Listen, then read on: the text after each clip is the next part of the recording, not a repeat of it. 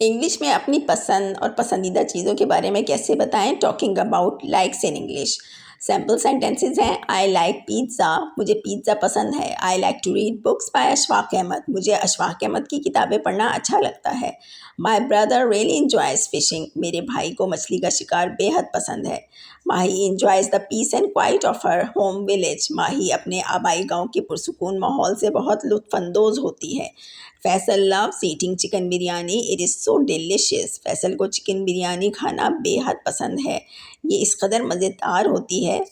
आई love learning spoken English, मुझे spoken English सीखने का बहुत ज़्यादा शौक है। Mom really loves the cooking channels on YouTube, अम्मी को यूट्यूब वाले कुकिंग चैनल्स बहुत पसंद हैं। Kuku adores Kiki, she is such a nice girl, Kuku Kiki पे चांद छिड़कता है, वो इतनी अच्छी लड़की है। My favourite movie is Maula Jatt, it is full of action, Maula Jatt मेरी पसंदीदा मूवी है, ये एक्शन से भरपूर फिल्म है। It's English learning.